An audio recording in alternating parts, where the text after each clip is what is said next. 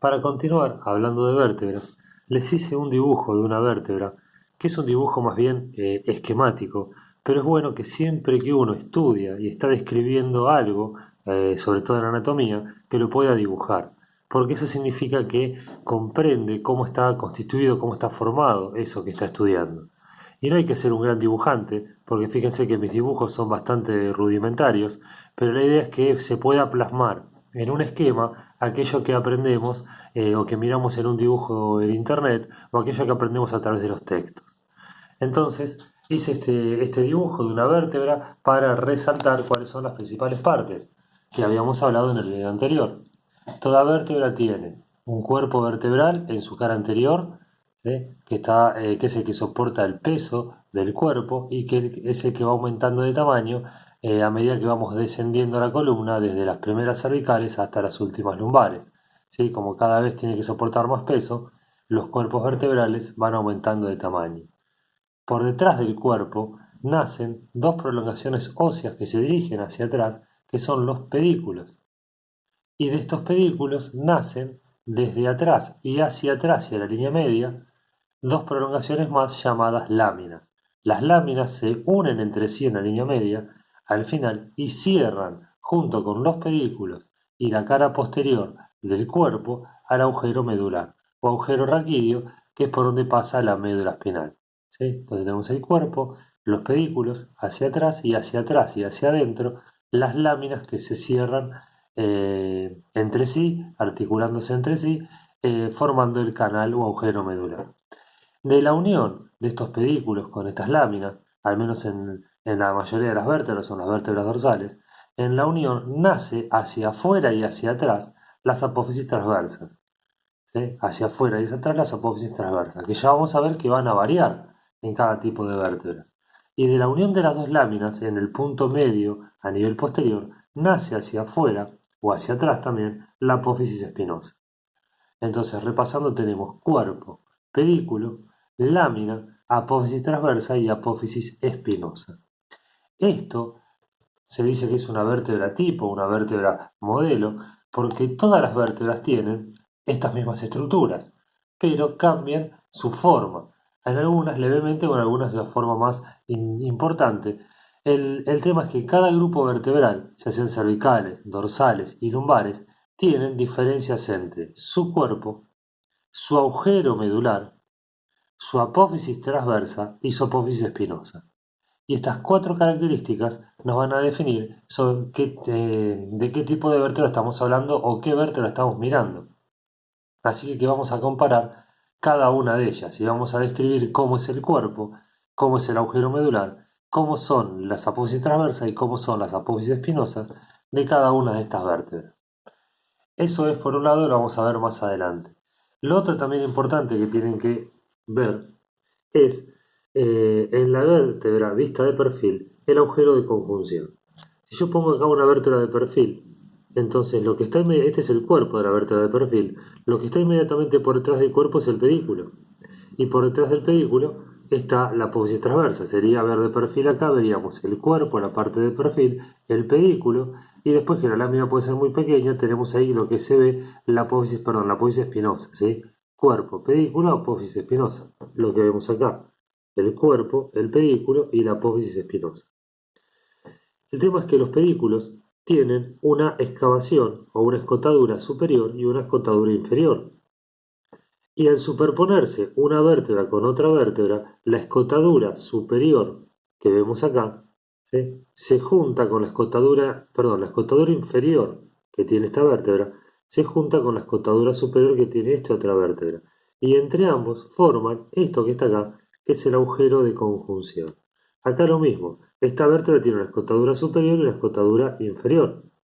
Esta escotadura inferior, cuando se pone en contacto o se pone en paralelo a la escotadura superior de la próxima vértebra, acá forma otro agujero. Estos agujeros que están acá son los llamados agujeros de conjunción. Estos son importantes porque por acá salen los nervios de la médula espinal que se dirigen a los músculos y a cada uno de los tejidos. El nervio conocido es el nervio ciático, que sale a través de estos agujeros de conjunción. Esto que está dibujado acá de color rojo es el disco intervertebral. Este disco, ¿se acuerdan que estaba formado de cartílago? Separaba vértebra con vértebra, le daba movilidad. Piense que si no está el disco, cuando se ponen en contacto dos estructuras óseas, el hueso se suelda. Es lo que pasa cuando hay una fractura. Se aproximan los extremos de la fractura y el hueso se vuelve a soldar. Por lo tanto, este disco permite o evita que el contacto de vértebra con vértebra y evita entonces así que se fusionen los huesos y le da cierta movilidad a la columna. El tema es que este disco intervertebral se puede herniar. Que se hernie significa que se desplaza de su lugar habitual, se dispara hacia atrás y comprime, al dispararse hacia atrás o al desplazarse hacia atrás, comprime al nervio que sale por el agujero de conjunción. Y ahí aparece el dolor típico del nervio ciático. Cuando hay una hernia de disco, el disco comprime al nervio ciático en su salida por el agujero de conjunción y como ese nervio lleva la información motora y la información sensitiva de todo el miembro inferior, genera una dificultad motora y una sensación de hormigueo o un dolor a nivel del miembro inferior. Ese es el típico dolor ciático por hernia de disco. Otra cosa que puede comprimir al ciático es lo que habitualmente se llama pico del oro, que es cuando hay una artrosis de columna que se forma una elevación ósea que comprime el nervio en su desembocadura. Entonces, tanto por artrosis o por hernia de disco, se comprime el nervio y se produce el dolor. Una de las cosas que tienen que hacer ustedes en imágenes es verificar que el agujero de conjunción no esté ocupado o no esté comprimiendo a ese nivel ningún nervio cuando los pacientes consultan por un dolor tipo ciático o un dolor lumbar. Así que este agujero de conjunción es algo que se ve tanto en RX como se ve también en tomografía, por eso es importante que ustedes lo conozcan. Bien, y para seguir quería mostrarles una vértebra real, ¿sí? Esta es una vértebra dorsal en donde vemos, se la voy a poner así, en donde vemos el cuerpo vertebral, ¿sí? Si lo pongo así es como estaba en el dibujo, el cuerpo vertebral, este que está acá es un pedículo, este es el otro pedículo, y esta que está acá serían las láminas, ¿sí? Esta es una lámina y esta es la otra lámina. Pedículo y hacia la línea media lámina y lámina, formando ahí el agujero medular, ¿sí? De acá nacen, de la unión del pedículo con la lámina, nace la apófisis transversa, que es esta. Y de este lado la otra apófisis transversa. La apófisis transversa es la que, ahora la voy a poner así, la apófisis transversa es la que en el caso de las dorsales va a articular con las costillas. Y hacia atrás tenemos la apófisis espinosa, ¿sí? Que en este caso termina en punta y se dirige hacia abajo y hacia atrás. Esta es una vértebra, en este caso una vértebra cervical, perdón, una vértebra dorsal.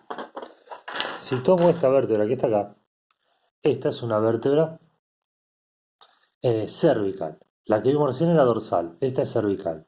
Como ven, el cuerpo es mucho más chiquito, pero sigue teniendo un cuerpo.